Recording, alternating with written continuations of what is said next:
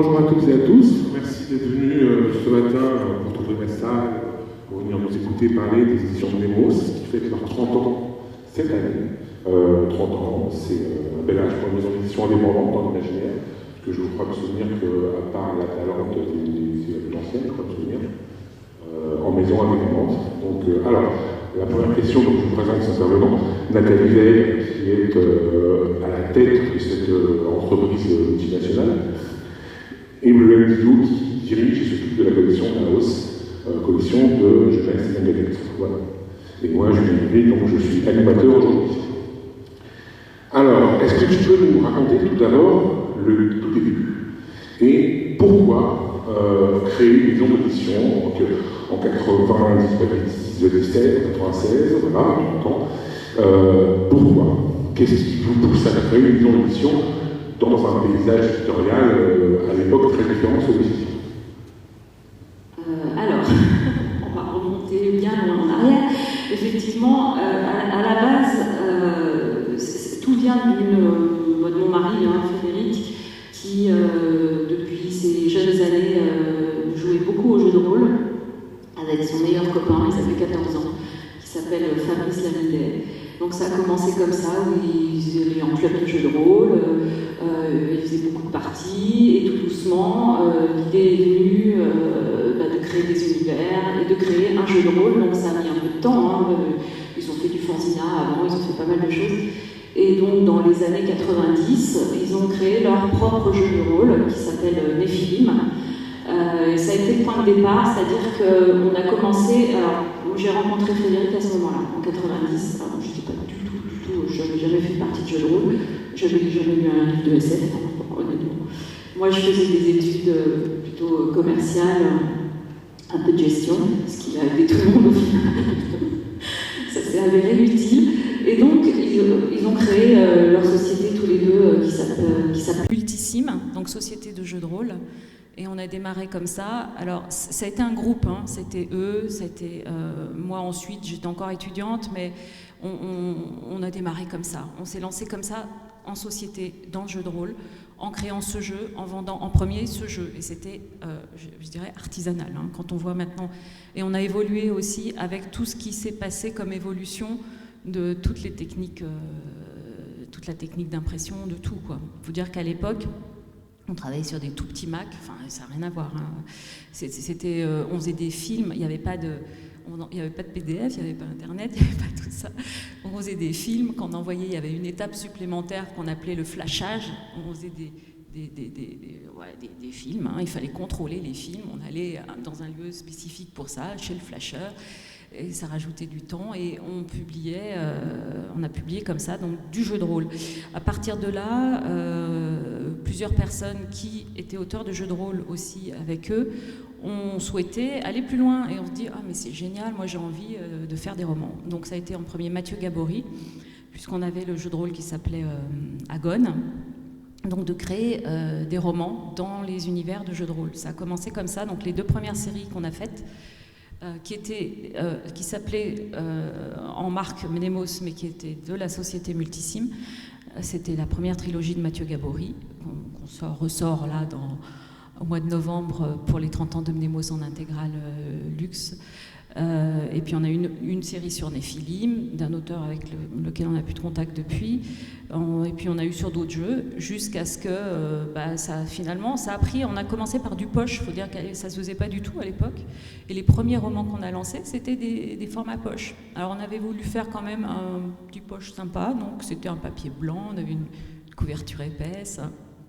Et puis on avait choisi, on a travaillé aussi dès le départ avec des illustrateurs qu'on a lancés, qui sont venus. Alors il y a eu Julien Delval, il y avait Didier Graffet, je ne sais pas si ce sont des noms qui vous parlent. Et voilà, c'était vraiment des copains, ils finissaient leurs études aussi, on était une joyeuse bande et on a commencé tous ensemble. Comme ça, et puis on a vendu les poches, on n'avait même pas de diffusion, de distribution. Non, tu faisais le tour, parce que on avait quelqu'un, on avait un stagiaire. Qui faisait le tour des librairies, parce que du coup... Pierre qui vendait, qui appelait au téléphone, qui appelait les libraires, on faisait la logistique, on faisait tout, quoi. Ça s'est vite avéré compliqué après, dès qu'on a vendu un peu plus. Donc là, on a cherché à diffuser, distribuer le circuit classique d'un éditeur. Et à ce moment-là, on a créé Mnemos, donc en 95.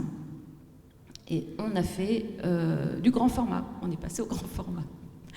Et là, on a eu les premiers auteurs. Alors même Pierre Grimbert était en poche à l'époque. Oui, Pierre Grimbert était en poche. Ouais, on a commencé Pierre Grimbert en poche. Puis après, on les a édités plusieurs fois en grand format. Et on a commencé les grands formats. On a eu plutôt en grand format Johan Elliott. On a eu Xavier Mauméjean assez tôt aussi. Puis on a fait des traductions. Et puis voilà, on a évolué. Et donc pour revenir en fait, du coup, c'est vraiment. Alors aujourd'hui, on voit l'inverse, mais c'est vraiment les jeux de rôle d'abord et les romans sont venus ensuite, après. Ouais. C'est ça, ce qui se dit. Aujourd'hui, c'est plutôt dans l'autre sens. Alors maintenant, dans l'autre sens, puisque pour le coup, ça n'a pas quitté, le jeu de rôle n'a pas quitté. Mon mari et Fabrice sont copains du début. Donc ils sont revenus dans l'univers de Néphilim en sortant une nouvelle édition de Néphilim il y a déjà 4-5 ans même, puisqu'on en est à la saison 3 depuis, et on refait du jeu de rôle avec on a un jeu qui va sortir l'année prochaine, voilà. Ils reviennent vraiment aussi à leurs premiers amours, vraiment. Donc voilà, arrive du coup ce qu'on a un peu appelé une espèce de nouvelle vague de fantaisie française qui vient du jeu de rôle. Donc, beaucoup d'auteurs arrivent à ce moment-là, et Mnemos est et encore surtout donne la chance d'éditer ses livres, des premiers romans, des choses comme ça. Voilà. Je vais revenir sur les premiers succès que sont Mathieu Gabory et Pierre Grimbert. Ces deux succès-là, commercialement, ça a changé quoi dans la boîte, en fait? Ça a permis de se développer, puisque effectivement, c'est des romans qui ont tout de suite marché. Nous, quand on a reçu le manuscrit de Pierre Grimbert, c'était lu en interne. Tu l'as reçu par la poste, comme ça, ou on l'a reçu par la poste.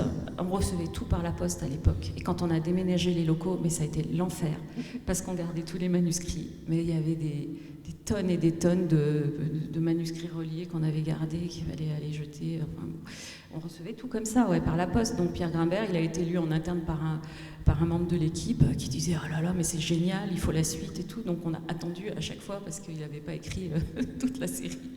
Et on le tannait, quand est-ce que tu envoies la suite? Et il a trouvé son public, et encore maintenant, Pierre Grimbert, on le réédite cette année, pour les 30 ans, il a fait une nouvelle série qui sera en 3 tomes, on termine en janvier de l'année prochaine, Les Chemins de J. Et voilà, ça a été une plume sur son univers, et puis une fluidité, c'est de l'aventure, quoi. Donc ça parle à tout le monde. On peut commencer par là en fantaisie, et encore maintenant, c'est intemporel, quoi. Et Mathieu Gabory, ça a été aussi tout de suite plus dans l'écriture, dans ses univers plus sombres, sa manière aussi plus poétique. Donc chacun dans son style, ça a été des révélations, et de se dire, mais il y a des auteurs à la français, il faut les publier. On a gardé donc dans notre ADN toujours ça, de découvrir des nouveaux talents. Et chaque année, on a des nouveaux titres. Alors même si on tourne forcément, quand on a des auteurs qui commencent, on aime bien qu'on les suive, et puis qu'ils nous reproposent des choses. Donc on arrive à faire comme ça, on fait à peu près 35 titres par an. Et il y a nos auteurs, ça tourne, tous les ans, 2 ans, 3 ans, selon certains, quand ils ont un manuscrit, ils reviennent. Et puis des nouveaux auteurs, au moins 2 par an.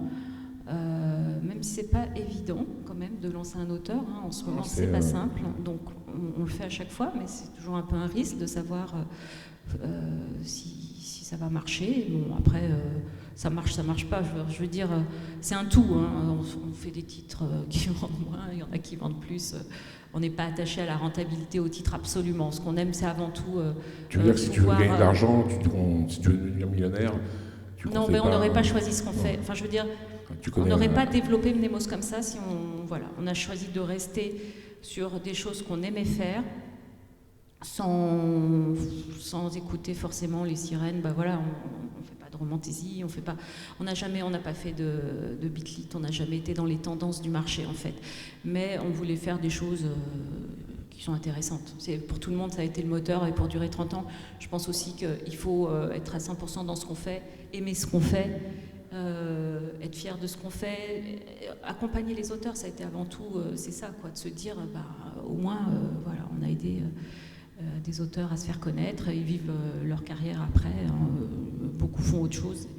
Et d'autres, d'ailleurs, dans l'équipe, pareil, hein, on a eu des personnes qui sont venues en stage chez Nemos, qui sont maintenant dans d'autres maisons d'édition. Tout à fait. Donc c'est tout ça, quoi. Tu as derrière toi beaucoup de gens dans l'imaginaire aujourd'hui sont à un moment donné passés comme tout le monde, comme des éditeurs, c'est ça, et c'est ce qui est sympa aussi, ça, c'est de pouvoir se croiser, on échange, mais t'es devenu quoi, tout ça, et chacun vit sa vie, et en même temps on a été à un moment donné tous concernés par un titre, une chose, une illustration, et voilà. Donc c'est un vivier, et on essaye de maintenir ça parce que c'est ce qui est le plus intéressant. Alors, l'autre passage, justement, qui est important, tu parles de diffusion-distribution, l'autre marche que vous avez franchie, c'est quand vous avez créé les Indés de l'Imaginaire et que vous êtes arrivé en bloc, entre guillemets, ça vous a ouvert d'autres portes auxquelles vous n'étiez pas... Parce que, pour la petite histoire, moi j'étais libraire, j'ai commencé à être libraire l'année où Caboret est sorti, donc je suis vraiment de cette génération-là. Ça a été mon premier bouquin que j'ai vendu par plus de 100 en librairie. Tu avais accès aux grands points de vente, mais tu n'avais pas accès à l'ensemble du marché national. L'arrivée des Indés de l'Imaginaire, ça a été quelle aventure? Alors avant, on a quand même, on a eu une première diffusion-distribution qui s'est révélée chaotique, puisqu'on était chez CED Distic, qui est un distributeur qui a coulé. Je crois que c'est la première fois que ça arrivait qu'un distributeur... Oui, depuis on en a vu d'autres, mais... Depuis, oui, mais au début, on se disait, c'est bon, on a trouvé, on va être... être tranquille. J'étais très rapidement derrière. Donc un distributeur, pour vous dire, un distributeur, c'est lui qui vend les livres en librairie et qui récolte le chiffre d'affaires des libraires, qui nous le reverse après. Donc un distributeur qui est en faillite, c'est plus de chiffre d'affaires, zéro chiffre d'affaires pour nous. Et zéro bouquin, parce que les bouquins sont pas zéro bouquin, donc plus rien. Donc un moment de se dire, heureusement, c'était quand même au début, on n'avait pas trop de titres, mais ça a été difficile, on a failli couler avec. On était plusieurs éditeurs, il y a eu un collectif, avocats et tout, mais ça a été très compliqué. On a été soutenus à ce moment-là.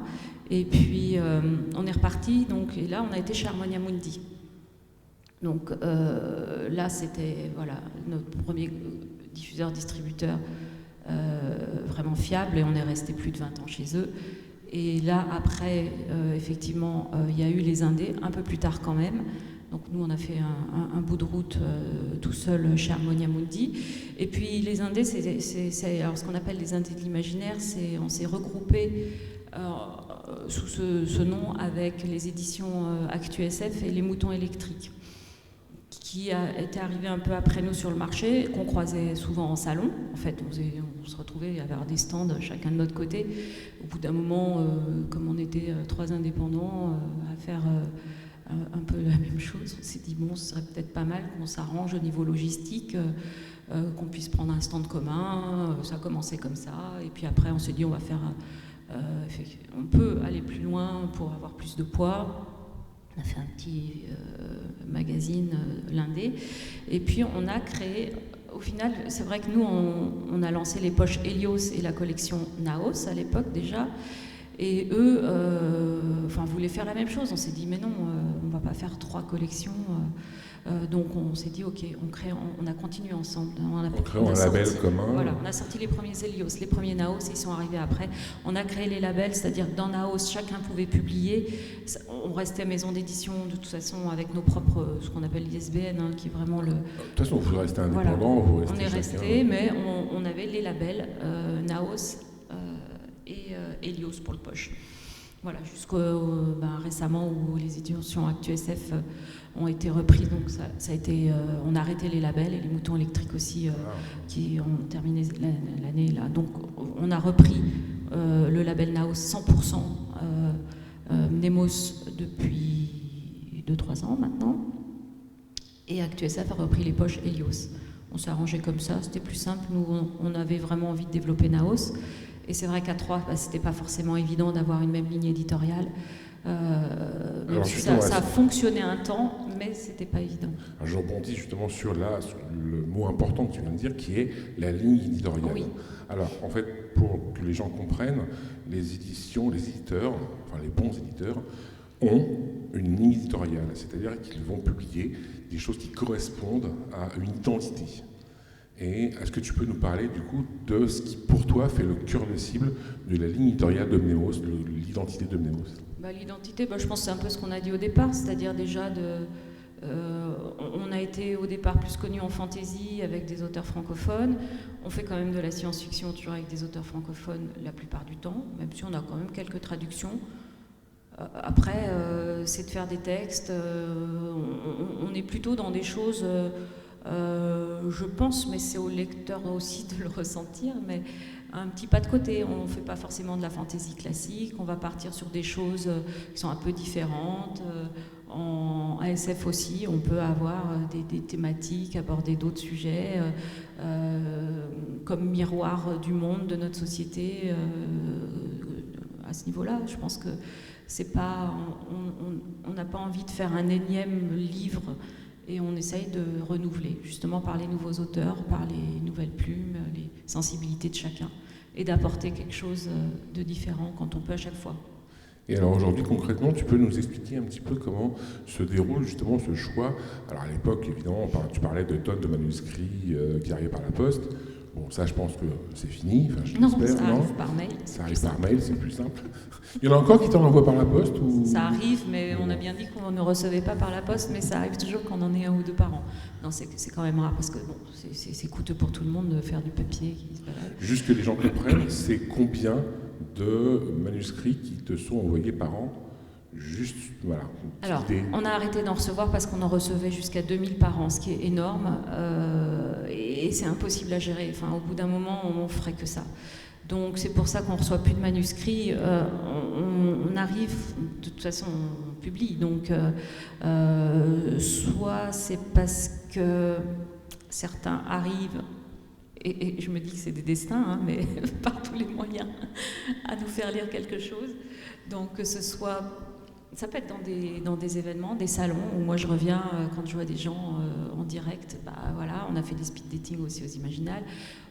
Il y a des canaux comme ça, un petit peu par d'autres auteurs, et on arrive comme ça à avoir eu des gens à publier, quoi, des auteurs qui sont arrivés, des autrices qui sont arrivées comme ça. Là, pour les 30 ans, on fait 3 recueils, une anthologie à chaque fois sur le thème de la mémoire, en fantaisie, en science-fiction et en jeune adulte. On a fait des appels à texte, ce qui nous a permis de recevoir des nouvelles en nouvelles.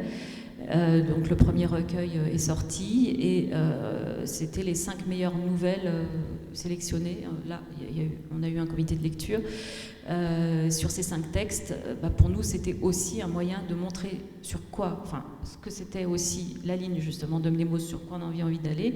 Et il se trouve que sur les premières 5 nouvelles publiées, on a une autrice qui avait un roman qu'on publiera l'année prochaine. Donc ça, c'est typiquement, et je pense qu'il y en aura aussi dans les textes qui sont arrivés. Donc c'est aussi un moyen d'avoir. Mais on rouvrira probablement, on nous demande tellement, mais c'est compliqué parce qu'il faut des gens qui lisent. Et dans les équipes, nos éditeurs, ils font le travail éditorial sur les livres qu'on doit publier. Alors à la marge, on peut lire, mais c'est le problème de la sélection. C'est compliqué de lire tout le temps. Et du coup, on avait organisé quelque chose là pour Naos cette année, parce que c'est pareil, depuis Naos, on n'avait jamais ouvert vraiment les soumissions, donc depuis des années. Donc là, on s'était dit qu'on allait mettre en place un nouveau fonctionnement pour justement quand même recevoir des manuscrits. Donc on a ouvert les soumissions seulement pendant 1 mois, et on a demandé à recevoir uniquement les 20 premières pages et un synopsis. Et du coup, en fait, c'est un comité de lecture qui a lu les 260 manuscrits reçus. Et qui a mis des notes. Et du coup, moi, je n'avais plus que les 31 présélectionnés. Et là, c'est pareil, ça fait encore beaucoup parce que notre priorité va aux auteurs déjà signés. Et le temps restant pour lire est très faible. Et c'est vrai que ça, les jeunes auteurs n'en ont souvent pas conscience du temps que ça prend de lire. Moi, en plus, j'ai décidé de faire des retours argumentés à tout le monde, donc ça m'a pris encore plus de temps. Donc voilà, mais du coup, avec Frédéric, le cofondateur de Mnemos, on a rencontré en visio les 31 présélectionnés, et ensuite, voilà, j'avais plus que ces 31 sur 260 à lire, ce qui permet déjà d'écrémer tout en ayant, parce que voilà, comme le disait Nathalie, le but c'est quand même de trouver des nouveaux auteurs aussi, des primos-auteurs, des gens qui n'avaient pas accès à l'édition. Et donc voilà, donc on en refera sûrement une fois que j'aurai tout lu. Là par exemple, pour vous donner une idée, donc c'était en janvier, les visios ont eu lieu en avril, on est en septembre, j'ai eu le temps de lire 4 manuscrits sur les 31. Voilà, parce que juste, il y a la collection à faire tourner, les corrections éditoriales, les auteurs qui sont déjà signés, qui nous reproposent des manuscrits. Bleun et autrice aussi, donc voilà, et il en faut plus, gérer tout en même temps. Et alors justement, le travail éditorial, donc ça je sais que c'est pas ta partie à toi. Alors oui, je dis, moi je ne suis pas du tout sur l'éditorial. Elle c'est la tête, elle s'occupe de tout ce qui n'est pas éditorial, sans elle nous sommes perdus. Je suis un peu tout sauf l'édito. Alors c'est Frédéric, mon mari, qui vraiment lui sélectionne, par contre tout ce qu'on publie passe par lui. Donc c'est ça aussi au final, c'est que ça embouteille un peu parce que... Bah oui, mais justement, et alors Bleun, tu peux nous en parler, le travail éditorial, parce que c'est quelque chose dont on parle, dont on entend parler. C'est très flou. C'est très flou. Qu'est-ce qui fait justement la différence entre un texte et un roman? Comment tu passes de l'un à l'autre? Alors déjà, nous, on accepte des textes qui demandent beaucoup de retravail. Et c'est pas toutes les maisons. Il y a beaucoup de maisons qui refusent des textes qui demandent beaucoup de travail, tout simplement parce que c'est trop de travail. Nous, on a décidé, comme on signe des primos auteurs, on sait qu'il va y avoir beaucoup de retravail. Donc parfois, c'est des mois et des mois. Moi, en général, je commence par faire un long bilan de tout ce qui ne va pas. Et c'est un peu dur pour l'auteur, mais voilà, on se met d'accord sur les grands axes, parce que c'est très très important, au-delà de trouver un éditeur, mais de trouver un éditeur qui comprend ce qu'on a voulu faire dans son roman. Et c'est ça qui change tout et qui va vraiment donner l'importance de la relation avec l'éditeur. Si moi je comprends ce que l'auteur a voulu faire, qu'on est sur la même longueur d'onde, du coup on va travailler dans le même sens, parce que on voit souvent les éditeurs comme les ennemis, on refuse beaucoup de textes, on n'est pas hyper sympa, on dit ça va pas, il faut changer ça. Mais le but c'est vraiment d'améliorer le texte ensemble. Et pour moi c'est ça qu'apporte un éditeur, un nouvel œil plus objectif, plus extérieur, qui va souligner ce qui ne va pas, mais qui va aussi donner des clés pour surmonter ça et pour aider l'auteur à améliorer le texte, mais à améliorer sa propre écriture, pour donner un livre qui est abouti et que vous pouvez lire. Mais c'est vraiment des mois de retravail, plusieurs versions, parce que du coup, il y a le bilan que je fais. Je donne un peu de temps à l'auteur pour qu'il me retransmette une nouvelle version. Et ensuite, je décortique phrase à phrase, et c'est milliers de commentaires. Donc voilà, j'ai dû changer d'ordinateur parce que Word s'ouvrait même plus tellement il y avait des commentaires dedans. Donc c'est du travail de longue haleine, et l'idée c'est que voilà, l'auteur il va comprendre plein de clés, et il y aura un peu moins de travail sur le deuxième texte et un peu moins sur le troisième normalement. Et voilà, et comme le disait Nathalie, le but c'est d'accompagner les auteurs depuis le début et jusqu'à la fin. En tout cas, à la base, quand tu sélectionnes, c'est qu'il y a quelque chose. Ouais, et comme le disait Nathalie, au-delà de ça, au-delà de tout ce qu'il peut y avoir comme travail éditorial. Il y a beaucoup de travail, mais il y a un coup de cœur, des thèmes, il y a quelque chose qu'on sent, que ce soit dans l'écriture, dans les thèmes que l'auteur veut développer. Et parfois, et là on s'en est rendu compte avec Fred, du coup en faisant les visios, rien que dans le contact avec l'auteur, parce que c'est hyper important, c'est une relation de confiance qui doit s'établir entre deux personnes, ou 3 ou 4, et donc voilà, c'est ce que transmet la personne, ce qu'elle veut dire. Alors avec Fred, on a la chance, on est exactement sur la même longueur d'onde, on aime les mêmes choses, on a la même vision, donc c'est très facile pour nous deux de travailler ensemble, on a les mêmes coups de cœur en général, donc voilà, pour Naos c'est facile. Et comme le disait Nathalie, on fait un pas de côté. On ne publiera pas de romantaisie ni de romance. Le but, c'est de se dire, tant pis, on fait peut-être moins commercial, on n'est peut-être pas dans les dernières modes, mais on publie des textes qui ont vraiment du sens, qui ont un sens politique, qui ont un sens dans la société, qui veulent transmettre. Et je trouve ça d'autant plus important quand on écrit pour la jeunesse ou les adolescents. Donc on a plutôt des textes engagés et de qualité aussi, parce que beaucoup de gens qui ne lisent pas du young adulte pensent que c'est facile, que c'est cliché, et c'est faux. Et le but de Naos, c'est aussi de montrer ça, de montrer que ça peut être très bien écrit, avec des intrigues très complexes, des personnages très nuancés, et c'est quand même du young adulte, et c'est génial à lire. Et on commence à avoir cette image auprès du public aussi, donc j'en suis très fière. Ils savent qu'ils peuvent se tourner vers nous s'ils veulent pas sortir un peu des sentiers battus, ne pas lire une énième romantaisie. C'est très bien la romantaisie, mais il y a d'autres choses. Alors du coup, il y a le label Naos, il y a, on va dire, l'identité Nemos, des primos auteurs, des traductions aussi, j'en reviendrai un petit peu dessus. Est-ce que tu peux nous parler de la troisième patte, entre guillemets, qui est donc du coup le label Nu? Comment est-ce que ce label est arrivé chez... Est-ce que tu peux nous raconter ce passage?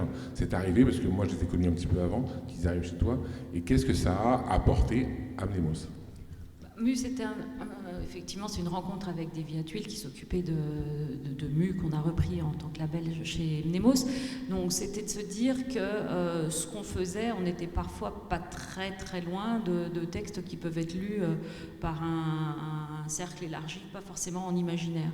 Donc c'était de pouvoir développer l'imaginaire dans un rayon de littérature générale, à la base c'était ça, ou en tout cas d'avoir des textes avec des thématiques encore plus sociétales, plus liées à des choses, je dirais, actuelles. Donc ça a été un petit peu créé comme ça. Donc on a aussi bien des textes qui vont être science-fiction, mais c'est moins dans le genre, on va dire, que ce qu'on peut faire à Mnemos. Donc c'est une ouverture, même si on a certains mus qui retombent un peu dans les travers, voilà. Mais bon, c'est pas évident de mener, justement, de garder la ligne forcément. Donc ça permet d'avoir d'autres personnes qui peuvent lire, qui lisent un livre et se disent à la fin, ah ben j'ai lu de l'imaginaire sans vraiment le savoir. C'est un peu ça. Sans forcément lire chez 51. Voilà. Donc du coup, aujourd'hui tu as ces trois choses. Tu as aussi une collection qui est un peu qui commence à devenir importante et je l'espère mythique. C'est ce travail de fond. Alors, ce qu'on appelle le travail de fond, c'est-à-dire de travailler on parle des nouveautés, des nouveaux auteurs, mais il y a un passé énorme de l'imaginaire derrière nous. Qui parfois a tendance à disparaître. Ouais, c'est ce qu'on appelle nous le patrimonial finalement. Alors ça, on a cette collection sous forme d'intégrale en général, donc des gros volumes en couverture cartonnée. Je crois que tu en as. Je sais pas, t'en as pas. Là j'ai une intégrale, mais qui est pas. Ça c'est une intégrale des 30 ans. Mais enfin c'est un peu comme ça les intégrales qu'on peut faire en patrimonial, essentiellement en science-fiction. Ben, ça c'est de ne pas oublier tout ce qui a fait aussi la SF, quoi, les grands auteurs. Alors là, on est plutôt sur les grands auteurs américains, ça va être du Zelazny, on a un peu de tout. On a voulu refaire Farmer. La Grande Porte dernièrement. On a la Grande Porte de Frédéric Paul, on a du Ursulin Le Guin aussi. On développe comme ça, on a une quinzaine d'intégrales qui sont des textes pour pas qu'ils soient oubliés en fait, hein, qu'on trouve souvent plus en poche parce qu'on les trouve que d'occasion. On trouve le 1, pas le 4, donc bon, les choses, pas le 2, pas le... Donc on a voulu regrouper à chaque fois dans des beaux volumes tous les textes liés à un cycle. C'est pour ça que c'est volumineux. Et puis souvent on rajoute un appareil critique, que ce soit une préface, ça peut être un index.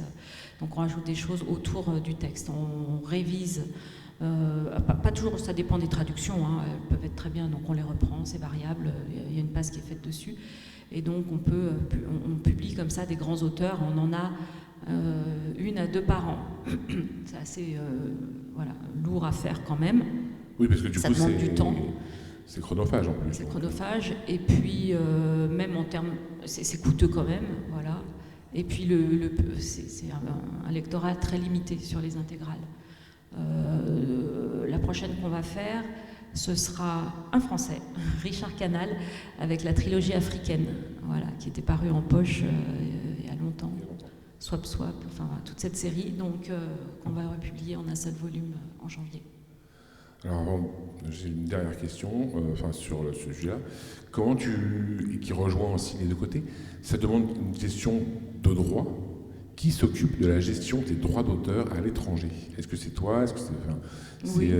Et alors comment ça se... Parce que je sais que beaucoup de gens voient ça de l'extérieur. C'est compliqué, ça demande beaucoup de temps, d'aller rechercher des auteurs, justement, parce que en français, ça demande un travail de tamisage. Comment tu fais pour trouver des auteurs à l'étranger? À l'étranger, il y a des agents. En fait, il y a toujours des agents qui gèrent les droits patrimoniaux d'auteurs qui ont des ayants droit. Donc, il faut trouver le bon agent. En fait, le plus dur, c'est de trouver l'agent qui va s'occuper de tel auteur. Et puis, après, on passe par un contrat de cession de droit. Peut-être le plus difficile, c'est de récupérer les traductions, en fait. parce que souvent c'est des traducteurs à l'époque qui n'étaient pas forcément toujours bien identifiés ou qui sont décédés, donc il faut rechercher. Ouais, c'est plus long. Ouais, c'est surtout ça finalement. Et pour les traductions, parce qu'on parlait d'auteurs français de Nemos, mais vous avez aussi, on va dire, un historique d'auteurs traduits. Alors c'est pareil, c'est des rencontres à chaque fois, c'est les agents encore aujourd'hui, ou c'est des auteurs qui te disent tiens, j'ai lu un truc. Oui, alors on a des lectures en anglais. Hein. Enfin, Frédéric lit énormément aussi. Je dirais pas que de l'imaginaire, il lit beaucoup tout le temps. Mais il lit aussi en anglais. Et quand la Vitidar, voilà, ça a été aussi des lectures.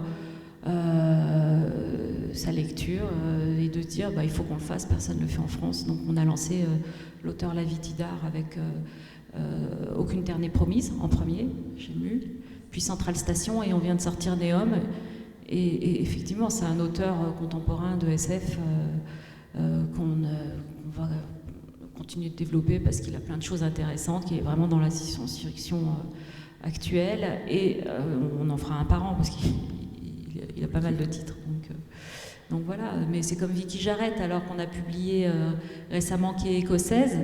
Ça c'est, alors on a un de nos auteurs, Olivier Béranval, qui est auteur de SF, qui suit tout ce qui sort aussi en science-fiction en VO.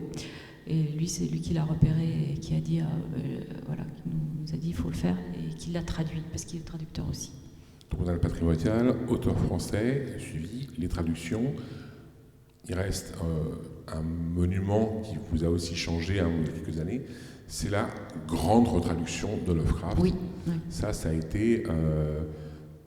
j'ai participé au crowdfunding, dont j'en ai fait partie dès le début, mais tu peux nous raconter un peu cette folie, parce que c'est pas... Éditorialement, ça n'a aucun sens économique, enfin personne... Pourquoi est-ce que personne n'avait fait avant? Enfin, il y a des grandes maisons, Lovecraft, il est chez Gallimard, Lovecraft, il est chez des tonnes d'éditeurs. C'est la rencontre avec David Camus, en fait, qui remonte à... Je sais pas, ça fait longtemps, en fait, que Frédéric et David se connaissent, que David avait déjà traduit pour nous Les Contrées du Rêve et Les Montagnes Hallucinées. Alors, juste à l'unité, on avait fait 2 volumes différents, mais ça doit faire, je sais pas, une bonne quinzaine d'années. Qu'on les avait publiés, et puis David, il n'a jamais arrêté Lovecraft, en fait. Il a toujours été à dire un jour je ferai tout Lovecraft. Et donc c'est arrivé, hein, il a continué à traduire, et puis on s'est dit ok, on a lancé un financement participatif en 2018, je crois, pour faire la retraduction complète des nouvelles de Lovecraft par un seul traducteur, donc David Camus, ce qui ne s'était jamais fait avant par une seule personne, plus tout le travail qu'il a pu apporter de notes et de choses qu'il a, parce qu'il est allé à Providence, enfin voilà, il a été aux États-Unis, il est tout le temps dans les recherches, hein, dans les sources, dans tout. Le crowdfunding a pris une ampleur, enfin c'était exceptionnel. Donc voilà, donc on a tout sorti d'abord en super collection, en coffret et tout, et puis en librairie maintenant, ils sont toujours en librairie. C'est considéré aujourd'hui comme, enfin par le milieu en tout cas, par les connaisseurs, comme la meilleure traduction de Lovecraft qui soit sur le marché. Parce que je pense qu'il y a tout ce qu'il a fait autour, quoi. C'est-à-dire que c'est sa vie, quoi. C'est des années de recherche du bon mot, d'être allé dans les... Alors, on travaille sur un autre projet qu'on a fait pour l'instant uniquement en financement participatif aussi, qui est la correspondance entre Lovecraft et Howard, avec David Camus pour traduire Lovecraft et j'ai perdu son prénom, Patrice Luinet pour Howard. Et du coup, là pour le coup, c'est tous les échanges, tout ce qui est épistolaire, et c'est aussi des sources d'un tas de choses. Et d'ailleurs, David, je l'ai encore eu il y a 2 jours, il me dit de traduire correspondance, ça lui fait revoir des choses dans sa traduction de Lovecraft. Il me dit faut qu'on fasse des mises à jour pour les prochains, et ce terme-là finalement. Donc c'est sans fin. Je veux dire, il y a toujours quelque chose, et c'est normal, parce que il apprend lui tous les jours des nouvelles choses sur Lovecraft, sur la manière, ce qu'il a voulu dire, et c'est pas si simple du tout. Alors je vais revenir un petit peu en arrière, parce que du coup, on parlait de Naos, tout ça. Est-ce que tu peux nous raconter, toi, comment tu es arrivé dans l'équipe? Tu as eu de la lumière, tu es rentré, Alors du coup, j'ai un parcours un peu atypique. J'ai commencé par des études d'histoire, donc j'ai une licence et un master d'histoire. Et après un master de recherche en histoire romaine, il n'y a pas grand-chose à faire. Du coup, j'ai fait un autre master, et cette fois dans l'édition. Et donc j'ai fait des stages, et je faisais un stage au Chat Noir. Et on faisait des salons. Et donc Mnemos faisait aussi des salons. Et alors je me rappelle très bien, c'était à la Foire du Livre de Bruxelles, il y a 8-9 ans maintenant. Voilà, et donc Mathieu nous a présenté. Et on a bien accroché. Et donc j'étais encore en études, et Nathalie m'a dit, mais recontacte-nous quand tu termines ton master, parce que nous, c'était pile le moment où ils avaient envie de développer Naos. Et moi, c'était déjà ma spécialité. Je lisais énormément de yoga adulte, je connaissais très bien le marché. Et donc, on s'est rencontrés là-dessus, où eux manquaient d'expertise sur le sujet. Moi, j'en avais, et je sortais de mes études. Donc voilà, ça a commencé comme ça, donc en salon, en stage. Et là, surtout, ça fait 2 ans qu'on a passé encore un cap. On a embauché quelqu'un à la com qui fait un travail de fou, et où on accélère un peu le nombre de parutions. Bref, ça fait 2 ans maintenant. Donc je suis entrée par la petite porte, j'avais 25 ans, je terminais mes études, et du coup ça fait déjà plus de 7 ans maintenant. Et alors, tout en restant dans la ligne éditoriale justement de Mnemos, ce qui est intéressant, je trouve, c'est l'évolution des mentalités en 30 ans peut se voir à travers la publication de Mnemos. C'est-à-dire que les premiers textes de fantasy, j'adore Gabory, j'étais un fan, etc. Il n'y avait pas forcément toutes les problématiques qu'on se pose aujourd'hui sur le féminisme, sur toutes ces questions-là. Elles n'étaient pas encore présentes dans la fantasy. Comment est-ce que, Nathalie, toi, tu les as vu arriver, toi, tu étais déjà dedans quand c'est arrivé, comment est-ce que, justement, tu as vu cette nouvelle écriture, en fait, arriver dans l'imaginaire, parce que c'est vrai que c'était... Alors moi, je sais déjà que j'ai pu travailler avec eux parce qu'ils étaient déjà très ouverts sur beaucoup de choses. Je sais pas, c'est des évolutions qu'on suit, qu'on voit, qu'on vit, donc je pense que... en salon, beaucoup en festival, salon, on voit les lecteurs qui changent. Moi, j'ai vu l'évolution, effectivement, les premiers salons... très masculins, j'avais un public pratiquement que d'hommes qui venaient lire ce qu'on faisait, et là c'est le contraire, quoi. Je sais pas, c'est des sensibilités, on suit. Je pense que ça va avec l'évolution de ce qu'on vit nous en général. Ouais. Pour Naos, je sais que c'est important. Tous les livres sont politiques, donc tous les livres veulent dire quelque chose, et du coup c'est important d'être dans son époque et de véhiculer certains messages. Et encore plus en jeunesse, parce que du coup, on atteint un public qui est encore influençable, en train de se former, de s'éduquer, etc. Et donc je trouve ça vraiment important justement d'aborder des problématiques actuelles, par exemple, que ce soit sur la société, sur les gens, sur ce qui se vit en ce moment. Oui, je pense que ça s'est fait naturellement, sans se poser de questions vraiment, mais c'est sûr qu'il y a des choses qu'on se dit ou qu'on a faites qu'on ne referait pas maintenant. Oui, c'est ça, c'est-à-dire que... Ça n'aurait plus sa place. Ça n'aurait plus sa place. Mais c'est chaque chose à son époque, quoi, vraiment. C'est vrai qu'en 30 ans, en préparant ces tables rondes, comme beaucoup d'anciens libraires, mes bibliothèques sont rangées par éditeur. Je regardais justement ma bibliothèque des premiers Mnemos jusqu'à maintenant, et c'est vrai qu'on voit vraiment l'évolution, ça m'a sauté aux yeux, l'évolution des problématiques, des lignes, des différences vraiment fondamentales. Mais il y a une autre évolution aussi, j'y pense en même temps, c'est au niveau graphique. Oui. C'est-à-dire que, alors, on a toujours été très très sensible à l'illustration, aux couvertures, ça fait partie pour nous intégrante du livre, et on aime beaucoup ça. Donc, même des beaux livres. Je sais pas, nous le livre il est fini quand des fois il commence par la couverture, où tout de suite on a une vision de ce qu'on a envie d'avoir. Et nos couvertures, elles ont énormément évolué aussi, c'est pareil. On a changé, on se pose régulièrement des questions sur ce qu'on n'a pas envie de... Non, je pense qu'il y en a eu 10 fois plus de projets de couverture que ce qu'on a vraiment fait, parce qu'à chaque fois, il y a eu des projets qui n'ont pas abouti, qui étaient même super bien, hein, de changer des choses au niveau de... Bon, là, on est à peu près... ça fait pas si longtemps que ça qu'on a rechangé. On fait un tour blanc maintenant, où on a les rabats depuis longtemps, les rabats. Mais ceux qui ont pu voir les premiers Mnemos, on avait une autre identité, mais voilà, on s'est fait plaisir à chaque fois dans ce qu'on voulait aussi au niveau graphique, vraiment. Et on a évolué avec nos goûts, je pense, c'est tout. Et puis, forcément, c'est des goûts qui évoluent avec ce qui se passe, avec d'autres choses, quoi, hein, les influences qu'on peut avoir à droite à gauche. Et du coup, la charte graphique sur Naos, elle est aussi importante, elle est aussi marquante. Comment tu l'as choisie? Comment tu la développes? Moi, je suis super nulle pour les couvertures, vraiment. Du coup, c'était surtout un travail de groupe, hein. Souvent, moi, je demande leur avis aux auteurs parce que, personnellement, du coup, je suis aphantasique, j'ai pas d'image dans la tête. Donc, moi, je me représente pas vraiment les couvertures. J'aime bien quand elles sont jolies et je sais dire si elles sont réussies ou pas, si elles peuvent fonctionner ou pas. Mais l'idée de base, je l'ai pas forcément. Donc, moi, je demande toujours aux auteurs.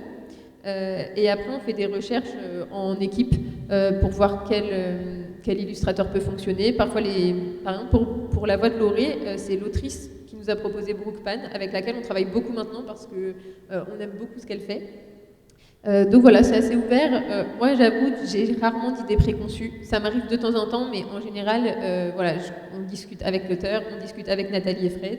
C'est des discussions, parce qu'on n'est pas toujours d'accord. Parfois, on débat, parfois, on est là, est-ce que ça serait mieux comme ça ou comme ça. Donc voilà, beaucoup de discussions. Mais je pense qu'on a tous conscience de l'importance d'une couverture, encore plus en young adulte, peut-être qu'en adulte. Et voilà, et que ça reflète vraiment... le plus important dans une couverture, c'est qu'elle attire, mais c'est aussi qu'elle dise ce qu'il va y avoir à l'intérieur. Rien qu'avec la couverture, on doit déjà avoir une idée de ce qui va se passer. Donc, par exemple, pour Conjuration, rien qu'en la regardant, on se doute que c'est Antiquité romaine. Et du coup, c'est déjà réussi. Donc, voilà. Et puis, ce qui est important aussi, je pense que il faut vraiment... Alors, on ne choisit pas... effectivement, normalement, l'éditeur a le choix de la couverture, c'est ce qu'on dit. Mais jamais... Enfin, nous, on travaille toujours avec les auteurs. C'est-à-dire que si un auteur n'est pas satisfait de la couverture, ce qui arrive rarement finalement, parce que je pense qu'on prend les choses suffisamment en amont, en montrant les croquis, en montrant comment ça évolue, pour que l'auteur soit d'accord. Vraiment à chaque étape. Il est complètement impliqué et c'est son livre. Donc on se dit il va l'avoir devant lui en dédicace. Quelqu'un qui n'aime pas la couverture du livre, c'est dommage. Hein. Donc on l'implique complètement dans le processus créatif de la couverture. Et c'est vrai que parfois c'est compliqué, parfois il faut beaucoup d'étapes, et parfois, comme je vois que tu as les filles de Witch Hazel House, on n'avait même pas trop de brief graphique, on savait pas trop, on n'avait jamais travaillé avec cette illustratrice. Elle nous a envoyé ça, on a validé dès la première version parce qu'on la trouvait super réussie. Elle avait même pas fait beaucoup de couverture. Là aussi, c'est les autrices qui l'ont trouvée sur les réseaux. Donc voilà, mais voilà, parfois ça prend des mois de discussion, d'ajustement, et parfois en une étape c'est réglé. Ce qu'on peut vraiment dire en tenir de toutes ces discussions, c'est qu'une maison d'édition, c'est un collectif, c'est vraiment un collectif. Alors, c'est construit de différentes manières, mais c'est jamais, en tout cas dans moi, ceux que j'ai rencontrés, l'éditeur tout seul, dans sa tour d'ivoire, qui va sélectionner et choisir. Enfin, je sais qu'il y en a qui fonctionnent comme ça, pas trop dans notre milieu quand même, mais dans Blanche, enfin, ce qu'on appelle la littérature Voilà, on a blanche. plus ou moins de liberté. Moi, je sais que par exemple, j'en ai déjà beaucoup, mais forcément, j'envoie les manuscrits à Fred pour les valider. Il les a toujours validés, donc voilà. Et on discute toujours, par exemple, pour les titres. Pour notre sortie de janvier, là, ça a été des semaines et même des mois de brainstorming de titres parce qu'on n'y arrivait pas. Et là, tout seul, on n'arrive à pas grand-chose, quoi. Alors qu'à plusieurs, on rebondit sur les idées et on y arrive mieux. Et en plus, on a chacun des forces et des faiblesses différentes.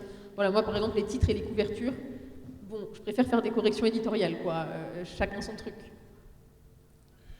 Est-ce qu'il y a des questions dans le public? N'hésitez pas à poser des questions. Et au fond, là-bas.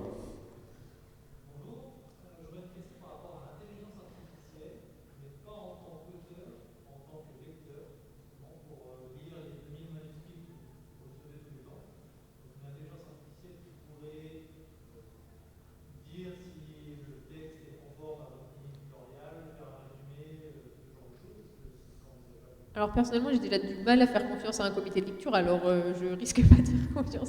Voilà, moi j'ai besoin de lire, j'ai besoin de savoir. En fait, il n'y a pas de critères Alors, il y a des critères objectifs, bien sûr, de qualité, de tension, de rythme, etc.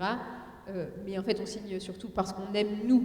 C'est en fonction de ses goûts à soi. Et ça, l'IA, elle ne peut pas savoir. Alors certes, elle pourrait peut-être faire un premier tri, sauf qu'en fait, par exemple, dans les 260 manuscrits qu'on a reçus, aucun n'était illisible, en fait. Donc, pour moi, non. Mais alors, voilà, pour moi, il y a trop d'humains dans le choix d'un texte. C'est vraiment une rencontre entre un éditeur et un texte, en fait. Et ça, l'IA, elle peut pas choisir à notre place. Moi, par exemple, je déteste la romance, donc je vais écarter des textes qui ont beaucoup de romance. A contrario, j'ai pas peur d'engager politiquement dans un message fort, par exemple.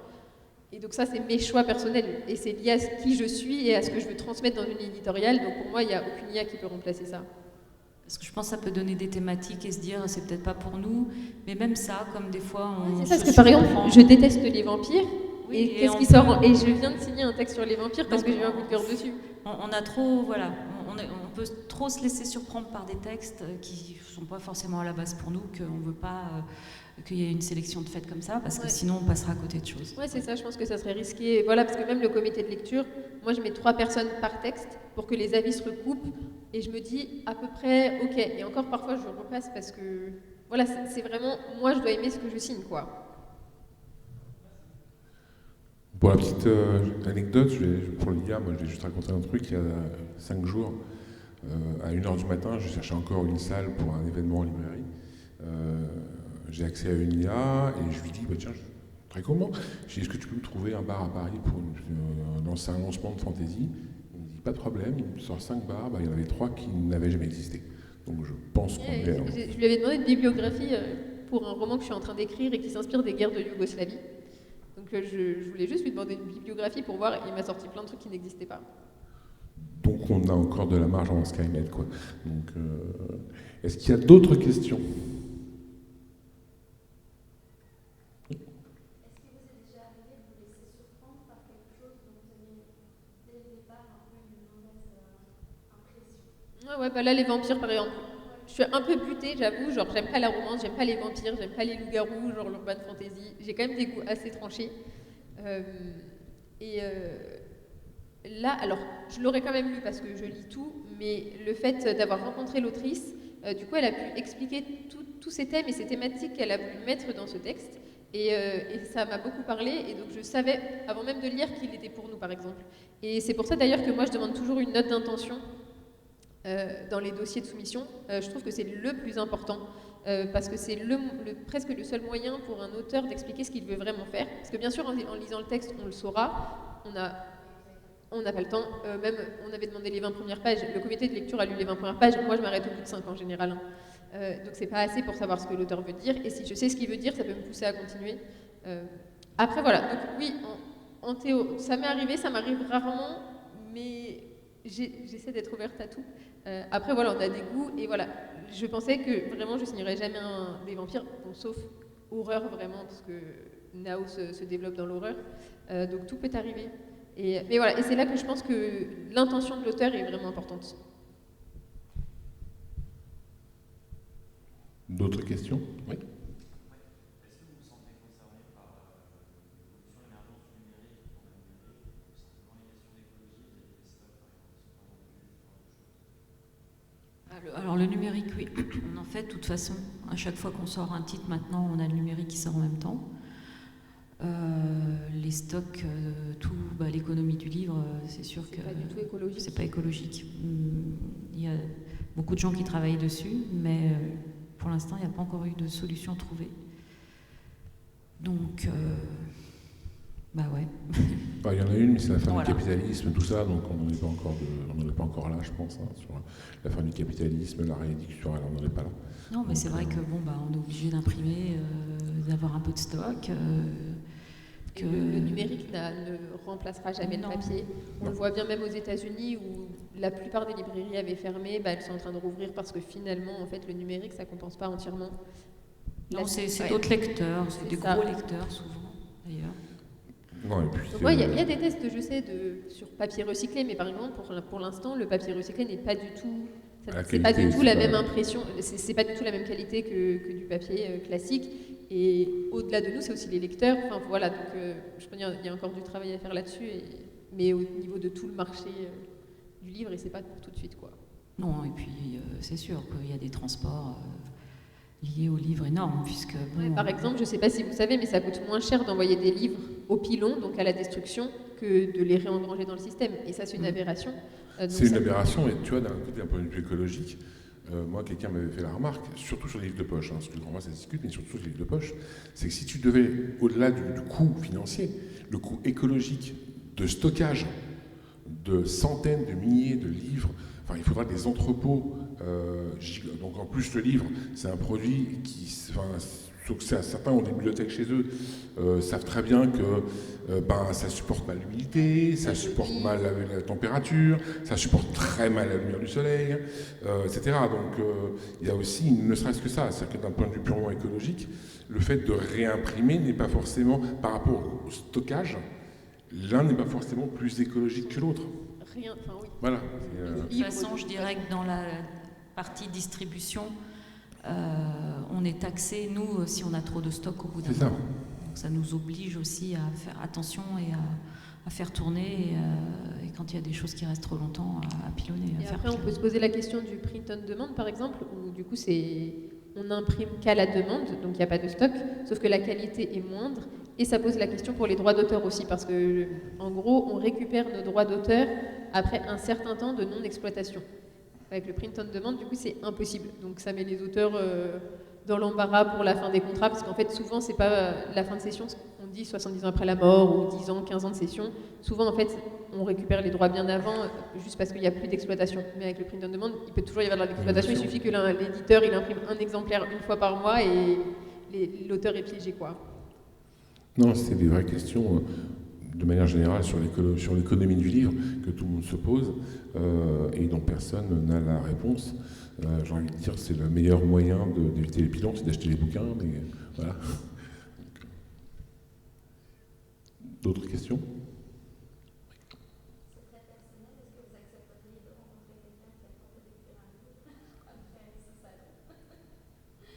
Alors là, moi, je suis en tant qu'autrice, donc non. Quand je suis en salon invitée en tant qu'autrice, je garde mon rôle d'autrice et je suis là que pour dédicacer mes propres livres, du coup. Mais si c'est du young adulte pour Naos, du coup, on va rouvrir les soumissions quand j'aurai terminé les 31. On refera ce système que moi j'aime beaucoup aussi parce que, en plus, comme je suis autrice, être sollicitée en salon, c'est pas toujours évident parce que je suis là souvent en tant qu'autrice. Donc voilà, je sais pas, je peux pas dire tous les combien de temps on rouvrira les soumissions parce que c'est quand j'aurai fini. Voilà, là j'en ai lu 4 en 5 mois, mais ça va. Mais je vais finir par les lire. Donc voilà, il faut juste bien être sur les réseaux sociaux, on va tenir au courant et on refera le même système du 1 mois de soumission, des présélections avec une visio, parce que ça avait très bien fonctionné là, donc on en refera. Donc ça va rouvrir un moment. Oui, de plus en plus d'éditeurs font ça, je vous conseille de suivre les maisons d'édition qui de plus en plus, je sais que la Talente fait pareil aussi, ouvre pendant un temps donné. C'est la manière la meilleure manière pour gérer les manuscrits, parce que c'est ça. En fait, quand les auteurs envoient, c'est un manuscrit, mais on en reçoit, tu disais 2000 sur un an. Je crois que la Talente, c'était 1800 qu'ils ont laissé pendant leur 1 mois d'ouverture. Ah ouais, c'est ingérable en fait. Même si c'est seulement les 5 premières pages, c'est ingérable. Alors, quelle heure il est ? Eh bien, il nous reste 5 minutes. Alors, juste, est-ce que tu peux nous parler du futur de Mnemos pour les 30 prochaines, 5 années, là ? Les quelques prochaines années. On continue dans ce qu'on fait de toute façon. Il n'y a pas de choses particulièrement nouvelles qui devraient arriver. Pas de collection, pour l'instant, non. On va déjà terminer l'année avec les 30 ans, puisqu'on a fait quand même des belles intégrales. On en aura... Ça, c'est celle qui vient de sortir qui est sortie au mois d'août, Chevauche Brume, Thibault Latin Nicolas. On a choisi de faire des intégrales qui sont numérotées en édition limitée à 2000 exemplaires, numérotées à la fin, sur les auteurs qui ont fait Mnemos aussi. Donc la prochaine qui arrive au mois d'octobre, ce sera Le goût de l'immortalité de Catherine Dufour, qui n'est pas une intégrale, il n'y a qu'un volume, mais quel volume. Et puis la dernière sera Mathieu Gabory, justement, on boucle avec Mathieu Gabory, où on regroupe tout son cycle des crépusculaires dans une belle intégrale, où là il y aura des culs de lampe, des illustrations. Et puis les petites anthologies, puisqu'on a donc sorti Mémoria, la première, le recueil de 5 nouvelles Et le suivant arrive juste avant les Utopiales en science-fiction. Et puis pour Naos, on sortira pour le Salon de Montreuil en fin d'année.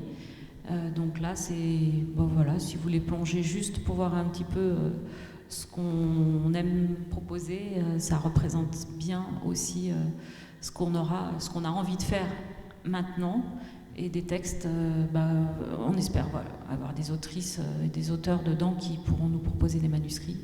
Il y en a déjà un, et il y en aura probablement d'autres. Donc c'est pour nous aussi l'occasion de montrer à quoi on s'attache sur un format court.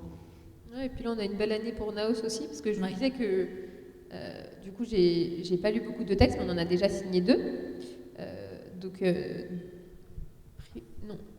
Pas primo-autrice, c'est une primo-autrice. Voilà, 2 autrices qui vont arriver en 2026 chez Naos. Donc c'est pareil, on va avoir une belle année avec des nouveaux auteurs que vous ne connaissez pas encore. Donc ça va être très chouette. Eh bien, -5, je pense qu'on est bon.